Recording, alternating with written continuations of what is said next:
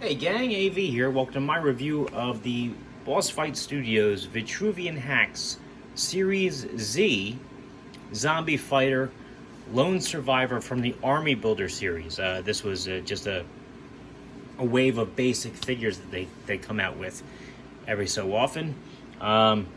She was the fourth one in the line and the last one to be released. The other three had been released previously. Her right up here is on the bottom. If you'd like to pause the video and read it, feel free to do so now. Really not much there, it just gives you a tiny bit of backstory. But anyway, these are the other characters that were also available technically in the same wave, even though she came a lot later.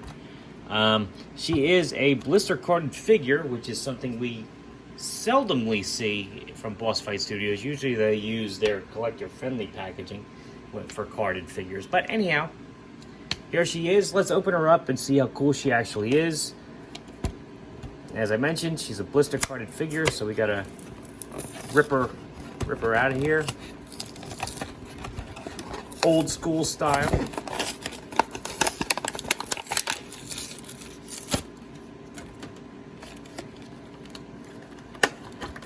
Take the tray out. Uh-oh. There we go.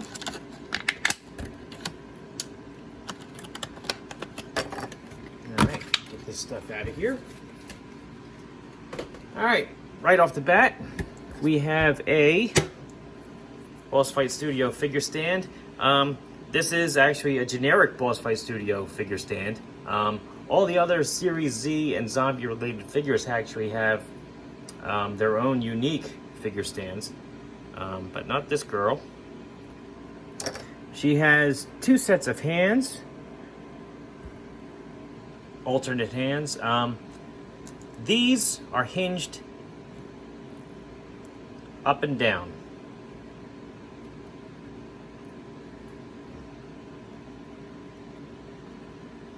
Okay, the set on the figure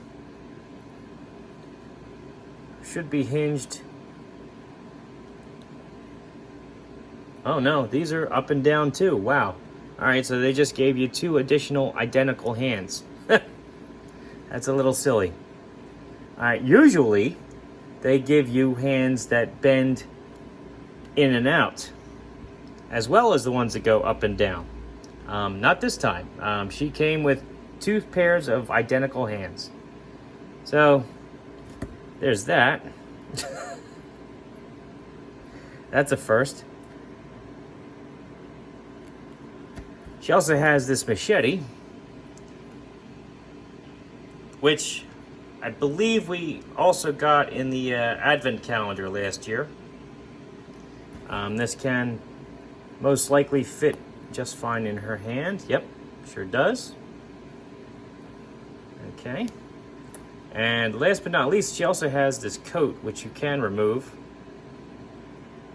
Although it looks like I got a little paint rub on her shirt there from it.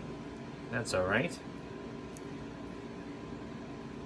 Obviously, if you wanted her to just have regular tank tops, you would just pop the arms off.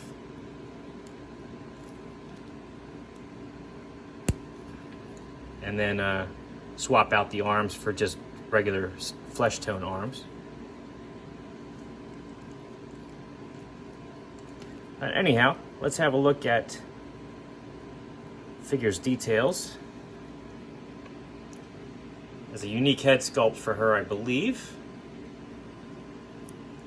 I wish they would give us some hair pieces for our bald figures that we get in our accessory packs and whatnot.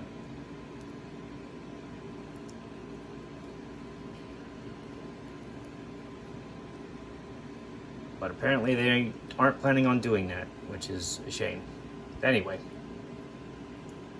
not bad. I mean, she's got shorts, which is a unique sculpt for the legs.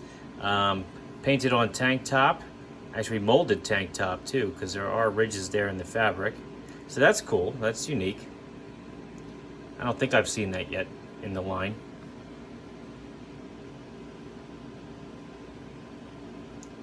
Pretty cool, and she's wearing tennis shoes. So, articulation should be the same as any other Boss Fight Studio figure. Head is on a barbell joint, which offers a great range of motion. Can do a full 360 degrees.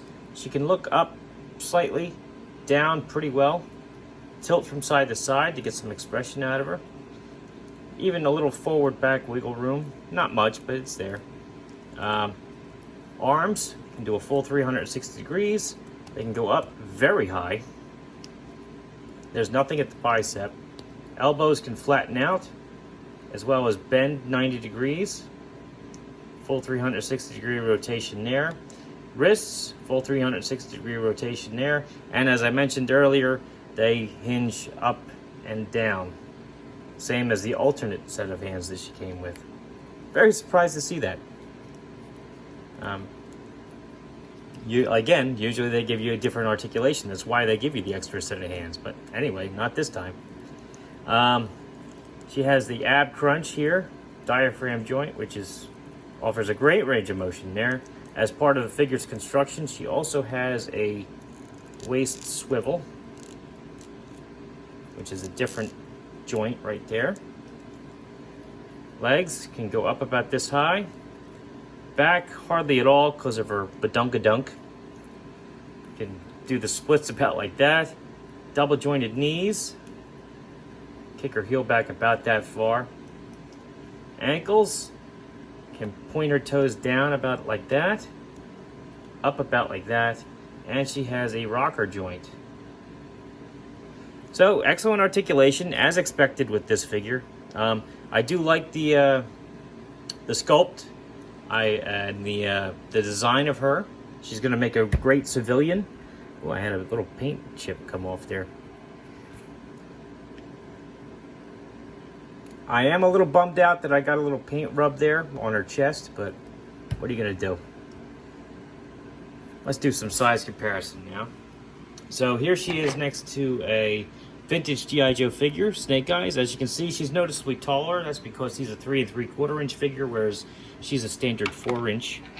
Same can be said for the vintage collection Luke Skywalker from the more modern version of Star Wars. He's also a 3 3/4 inch. A more modern version of a G.I. Joe, however, the Dollar General Cobra Trooper, she measures up quite fine with him. Same can be said with her Marvel Universe Captain America. And then last but not least, we have Master Chief, who towers over everybody. But he's still 118. So, anyway, this has been my review of the Zombie Fighter Lone Survivor from the Army Builder series from Boss Fight Studios. These are, I think they go for around the $20 mark, which is $5 cheaper than the standard carded figures from Boss Fight. That's because she comes with fewer accessories and whatnot.